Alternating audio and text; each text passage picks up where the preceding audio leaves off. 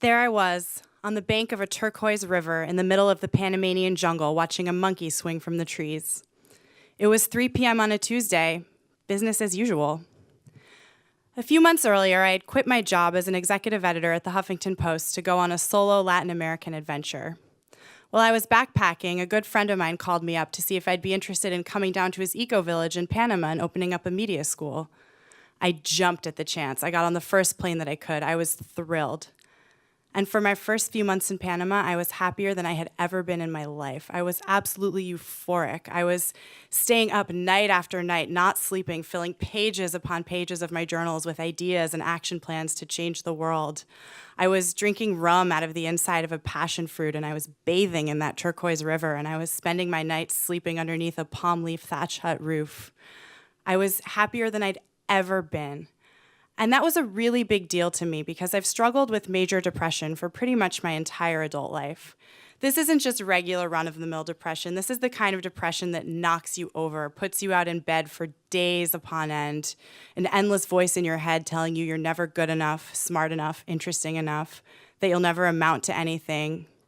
But for the first time in my life, that voice was gone. I was just purely happy. I had begun to think that maybe being in Panama had cured me. Maybe my depression was gone for good.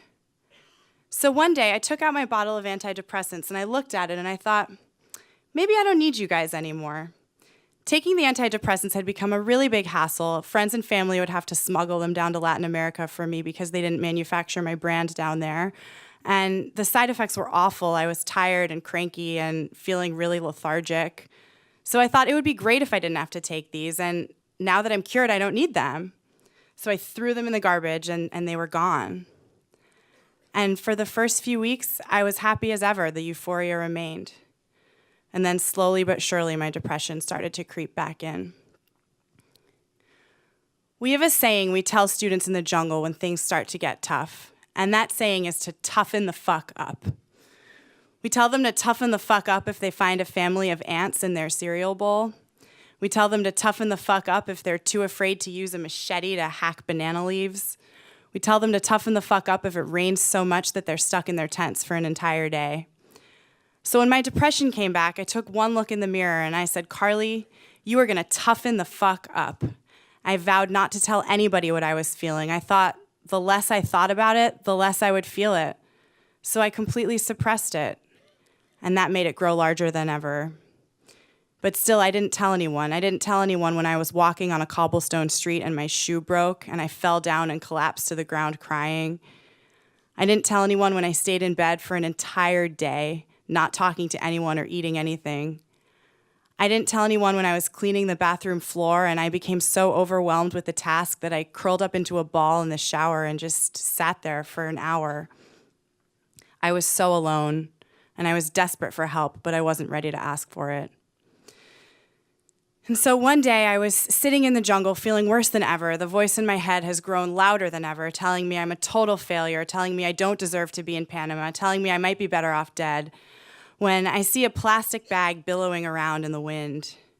And I looked at it and I thought, you know, maybe I would be better off dead. Maybe I could silence this voice in my head once and for all. I could take this bag, put it over my head, stop breathing, and that would be it. It would all be over. And then my problems would be solved.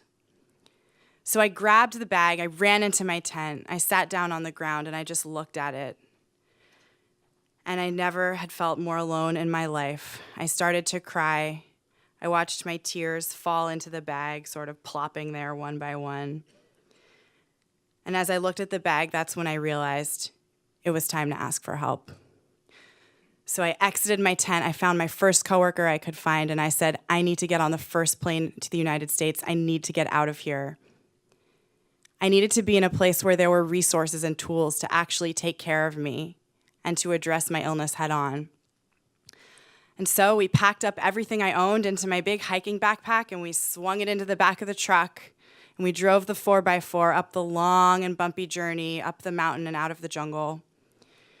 At the top of the mountain, I got out of the truck and I looked down at the jungle canopy below and I felt like such a big failure. Everything I had built down there was for nothing. I was leaving it all behind. Depression had gotten the better of me.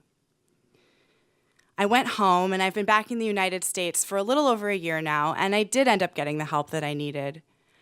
And I've learned that depression is not the kind of thing that you can just cure. But if you ask for help, with the right resources and tools, it is the kind of thing that you can live with. And not only live with, but lead an empowering lifestyle. So now I look back on my time in Panama, and I don't think of it as a failure. I think I was a success, because my version of toughening the fuck up was asking for help when I needed it. Thank you.